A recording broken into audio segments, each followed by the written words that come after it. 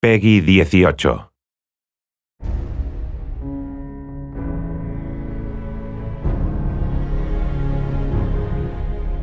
One of the other big additions to the game, building settlements. That was really, really cool. That was a big surprise to a lot of people. Let's take a little look at settlements in action. So we actually call this the workshop system. So this is building in your original neighborhood. We have a bunch of sites. And so, I think some of these videos, the fans are in as well need to pause and look what's on the screen, but you rip apart the world and then you can build what you want. The inspirations here I think are pretty clear, things like Minecraft and other things we like, and it's a really great fit for Fallout. We wanted to get in is there a way that, like, within the game we can take this, like, modding idea or, tools we've had in the past and do something in-game that the players can make their own without having to leave the game and do it in the creation kit or things like that? And it does fit into part of the fiction of part of the game. But it is optional. I love this. I got to name drop Ryan Sears. He's one of our artists, built that. It's really great. He showed that to me. I was like, oh, I am putting that in a video. That is awesome. You also announced UGC, user-generated content in the game. Some people might have missed that. Can you talk to us a little bit about what we're doing with UGC and when it's going to be available?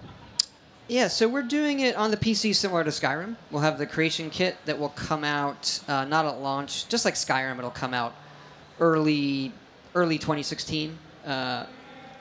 And then, you'll have all the PC mods and all of that stuff. But then what's really exciting is we're finally bringing it to console. So working with Microsoft. So once we get it out on the PC with the creation kit, it's then going to come to Xbox One.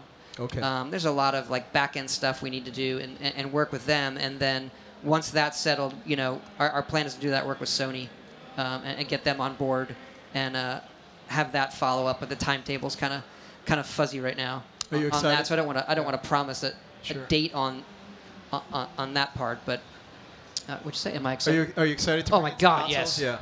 Yeah. Look, I think the modding part of our games is just, it goes back to, like, making your own adventures with D&D and those kind of things. Sure. And we've always pushed on it really hard. But if at the end of the day, the audience that can do that stuff or is even doing it is not as big as people think, percentage-wise, and it's just been on PC. So the first way to make that, a much larger percentage of the audience is to bring it to console, where a lot of our players are. Another thing you're doing that offers, again, this great player freedom that you guys really love at Bethesda Game Studios, the advanced crafting, or the crafting system, which might be, as you said, the most advanced crafting system yet for a Fallout game, for a Bethesda Easily. game. Oh, yeah. Let's take a look at the crafting system in action.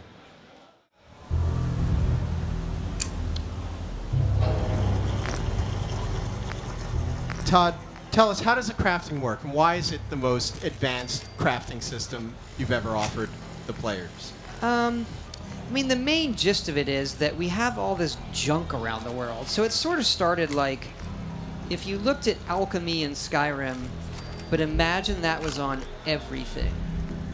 And so that stuff in the beginning of the game that you would just think is crap and laying around, you would then realize, like, oh, I need the baby bottle because it has X. And so it was a look at having components, so having a set number of components in the world, and then having lots and lots of items that were different mixes and matches of those components, and then you realize that, like, adhesive is an important element for building a lot of things. Then you realize actually duct tape and glue tend to be more valuable than, like, grenades, like, for real, in the game. And so just by system, we tend to work and want to systemize things for a big world. Right. And the fact that the stuff breaks down to components, we then have the ability to add, if we're building this, like a water bottle and the chairs and this and a television, and then we figure out what components it would have, and we're able to balance that on a massive scale instead of if the crafting system required specific items. to craft, if that makes sense. So it does, and in essence, what you've done is ensure that almost every, or at least what I think, ensure that almost everything has a purpose in the game. Yeah, absolutely. Is that correct? Yes, and not everything has components. That's the better way of saying Right, okay. it. Yeah. But you won't be collecting junk and then it remains junk. Right, right. You don't There have will always anything be that some just sort of has, like, value. my only existence is I am worth 2 caps. Right. We have nothing like that. So it also causes this very interesting economy in the game where traditionally you would pick everything up and then just sell it. And now you pick it up and you say, well, I can make this out of this, or I can make this out of this, or maybe I do want to sell it. And so we usually, at this point of the project, we're trying to balance the economy and get rid of, all these money exploits. And it's at this point of the project, we have actually have very few, because most of the people on the team playing the game are hoarding all the crap to build with instead of selling it.